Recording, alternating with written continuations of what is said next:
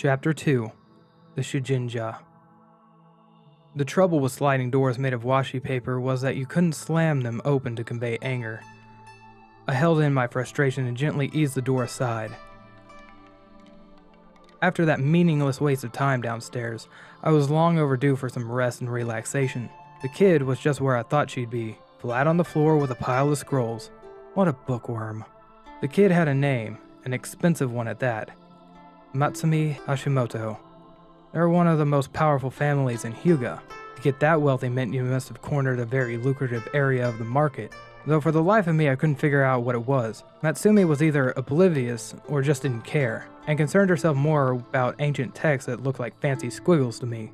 Well, you certainly took your time down there. It's unfortunate that I have to translate all these scrolls alone, unprotected, whilst my bodyguard is getting himself intoxicated. I wave aside the complaint and flop on the floor.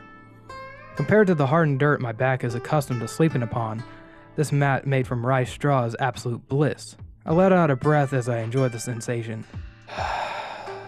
Baka, there are futons in the other room, you know. Natsume muttered while squinting at the partially faded scribbles. I arched my head over for a visual confirmation. It was only early in the evening, but as soon as my backside touched that cotton-padded mattress, I'd be out like a candle in a windstorm. I heard a stomach growl. And for once, it wasn't my own. The kid hadn't eaten yet. If you're hungry, you should order something. Calculative has increased. If you're hungry, you should order something.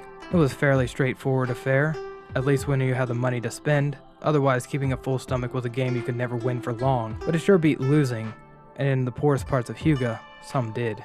Men could die for a bowl of noodles just as easily as they could die for the emperor, it turned out. Guess which type of man was more dangerous in a fight? Not hungry. The human embodiment of a stubborn mule marked coldly, but I knew better than to take anything she said in that tone of voice at face value.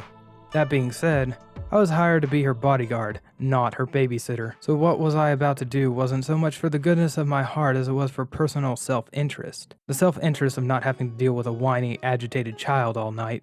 I rolled my sleeves up and made my way outside. The sleeping duck was renowned for its majestic pond stocked with an array of beautiful fish for the wealthy to marvel and toss food at. They would then pay top market prices for the privilege of being served the same fish. To me, that sounded sorta stupid. Think I'll take out the middleman. My fingers cut through the cold pond water like a hawk's talons clutching themselves around a particularly fattened koi. This carp was white with beautiful red blotches, but more importantly slow and easy to grab. Plucking that bad boy out of the water took more than a little shoulder strength. It had to be 20 pounds. I was now dealing with a flopping giant animal that was fighting for its life. How did I kill this thing? I spiked it by driving my katana through its brain.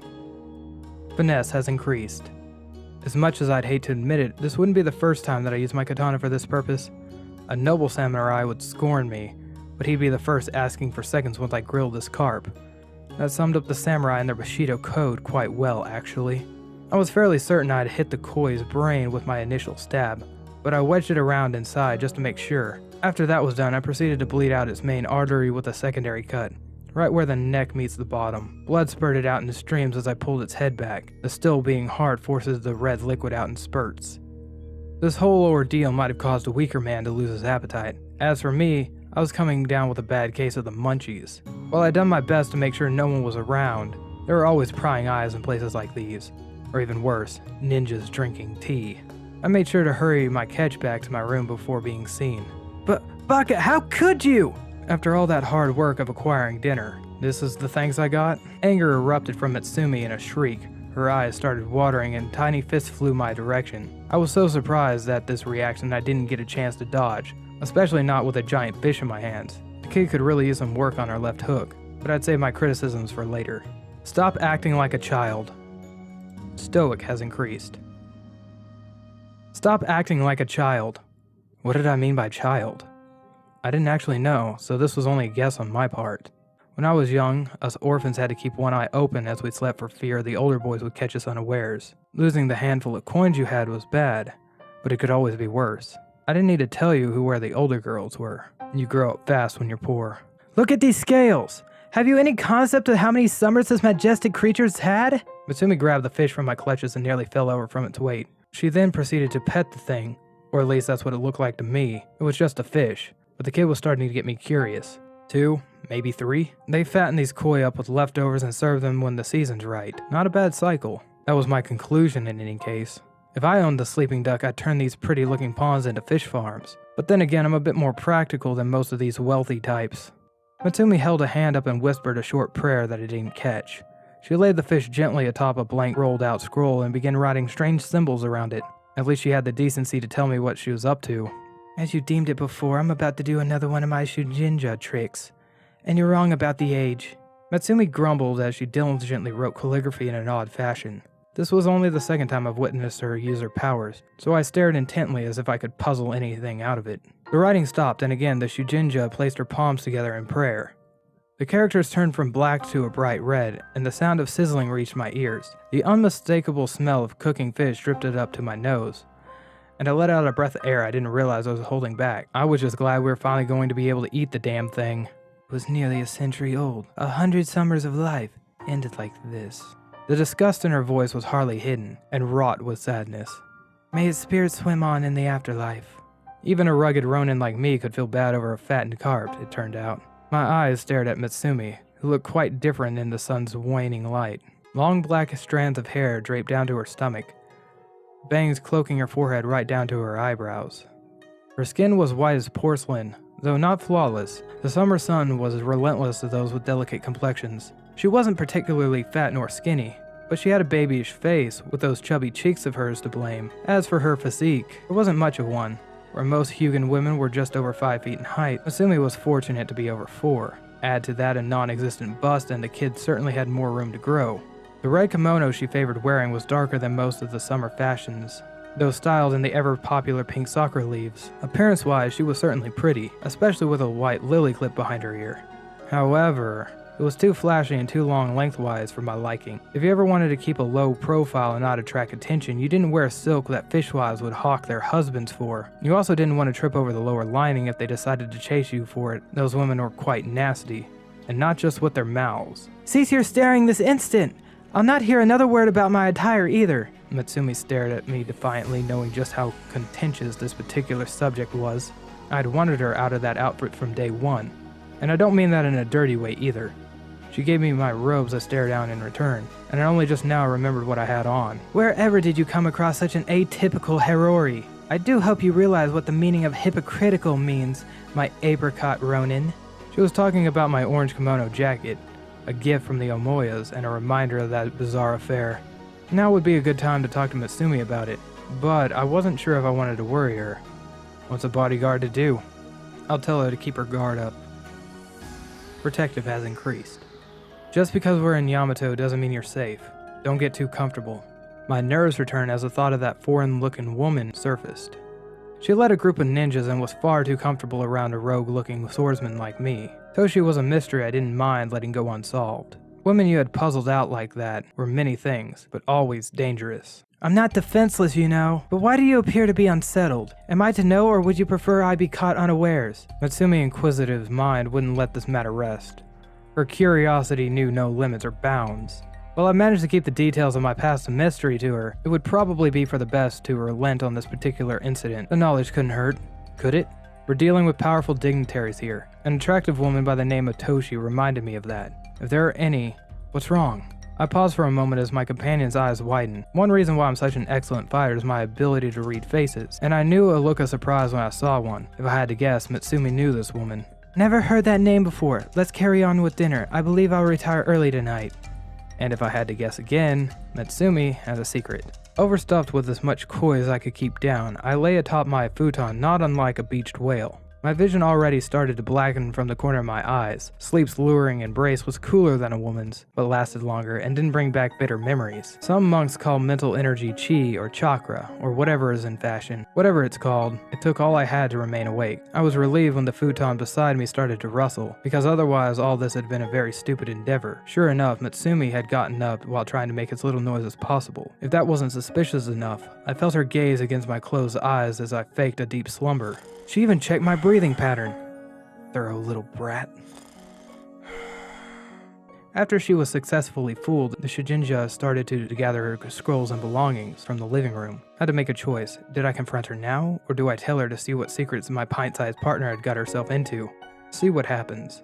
calculated has increased. I was more than a little curious about what Natsume had deemed necessary to hide from me. What didn't she want me to know about? Why keep it from your bodyguard? Did she not trust me enough? Those thoughts would keep me awake and out of sleep's clutches. I rose from my futon quietly and peered into the living room. Natsume diligently packed away her scrolls and ink into her knapsack, along with a change of clothes. This appeared like it was going to be more than a nightly jog. The name Toshi came to mind, though how it was all connected I hadn't the slightest clue. I was mentally prepared to stalk a miner throughout the city in the middle of the night. When did I become such a creep? Loud knocks from the front door sharpened up my nerves, and my full stomach and respite had dulled. It was late for visitors, and judging by the number of shadows behind the screen door, we didn't have enough tea ceremony cushions for everyone. Did I let the kid answer, or did I? I answered. Protective has increased.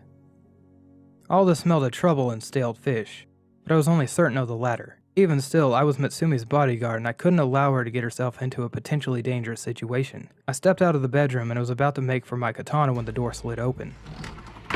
The leader of this group had his head shaved at the front, the rest held back in a top knot. In other words, a full-fledged samurai. And like all samurais, he had a retinue of retainers. 5 men stood at his back, wielding polearm weapons called satomata, typical non-lethal weapons the police use to capture suspected criminals. These weapons had weird assortment of barbs at the tip, which made them great for stabbing into kimonos. Didn't work half bad on bearskin either, just hurt a lot more. Another figure emerged, squeezing between several of the retainers that towered over her. It was a little girl in a peach-colored kimono with a white obi wrapped around her waist. Her eyes were red and bloodshot, with tears streaming down like raging rivers. Worst of all, she held out her tiny hand and pointed at me in a very accusatory fashion. "Ata-san, he did it! He killed Gil-sama!" The man with the bad haircut placed his hand on his sword ready to draw it at a moment's notice. This lovely living room was getting far too crowded, and I found myself caught between a prison sentence and half-eaten piece of fish. I had to say something. "Do you have any evidence?" Calculative has increased. "Do you have any evidence?" I broadened out my shoulders in an attempt to hide what was likely the corpse of Gil-sama behind me. This was just an effort to buy me some time to think. I glanced over at my partner in crime. Natsume was digging around her knapsack of hers, but unless she had a shinobi smoke bomb in there, we were out of luck. The fatherly swordman replied with a booming voice, in that virtuous tone that every man had when his little girl was concerned. "Aichan witnessed you murder our family's ancestral koi. The spirit of my father's father, the great Yusuke Morita, dwelled within it." The samurai unsheathed his katana and raised it into a ready position. I slowed my breathing and took a moment to analyze the situation. Thinking in the midst of battle could get you killed, but not thinking before battle began, that was suicide.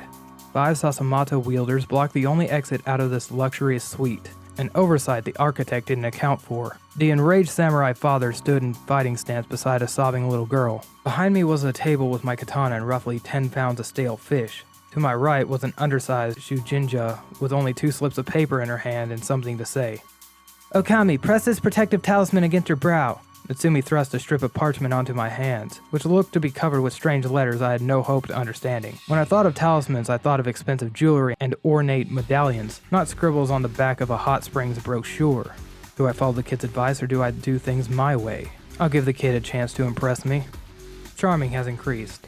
I plant the talisman against my forehead and give my companion a sly smile. "Maybe I'll stop calling kid if you can impress me, Matsumi-chan. Show me what a Shugenja can do." It was a cool line to say, but I still felt like an idiot holding a piece of paper to my face, especially while getting stared down by a samurai ready to strike at a moment's notice. Thankfully, the kid started whispering a prayer accommodated by weird hand signals, so I wasn't the only one looking foolish. I felt the pressure against my back, and a light patter of wind made my orange kimono jacket flutter. Pattering grew, and I instinctively turned around to look for its origin. There was no magical portal or anything spectacular, though the padded cushions started to slide across the tatami floor with an eerie fashion. The light breeze turned into a gust. I ducked my head down to catch my breath, but it turned out to be unnecessary. I might have this piece of paper on my head to thank. I looked over at the crimson-robed girl whose chanting and hand gestures had grown faster and more energetic than before. It was mesmerizing in a way, like a spiritual dancer at one of those Shinto festivals, except this performance didn't require a forced donation to see, nor a boring sermon to sit through afterwards. The samurai's entourage was just as captivated, looking thoroughly spooked by the winds that now shook the sitting room at its very foundations. But the man himself stood resolute, widening his stance and lowering his center of balance. Unlike his glorified guardsmen, this samurai had fought alongside, or perhaps even against, Shugenja before. He charged at me at the same time I heard the table behind me give way to the cyclone. What should I do? Dive under the table. I fell prone in an instant, though this probably wasn't the best position to be in while a swordsman was running at me. Granted, he looked to be moving in slow motion from the force of Natsume's magic. As the dinner table drifted over my leg, I thought I was in the clear, till I realized something. Hyuga tables sit very low to the ground. There's no way to sugarcoat this. My ass is wedged stuck. One of the most skilled and infamous assassins ever to wander the land is going to die just because his rear end was a little too big. I'll use my powerful hip thrusting muscles to squeeze under. Pervert has increased. My pelvic muscles are amongst the strongest, although I won't go into detail why. What's important is that I can thrust my lower body into the floor to free myself. I'd gotten myself into tight spots before, but with enough effort, things tend to always loosen up. After one thrust, the table flew on over at a rapid pace. Perhaps in part thanks to my derriere, it flipped over into a tumble. The samurai's face was one of pure shock as the heavy board of the polished cypress wood slammed flat against his chest. The impact was loud but nearly covered up by the almost deafening gust of Natsume produced. Our foes tumbled over like a sore loser's shogi pieces at a tremendous defeat. The splashes in the pond outside confirmed that the group flew off too. I grabbed Natsume's wrist to break her out of her trance so I could hear myself think, and I think we overstayed our welcome at the sleeping duck. Before I could leave, I had to find my sword, which I feared swimming amongst the sasumata drifting within the koi pond. Thankfully, it managed to stick itself into the washi paper wall. After yanking it free, the two of us made our escape.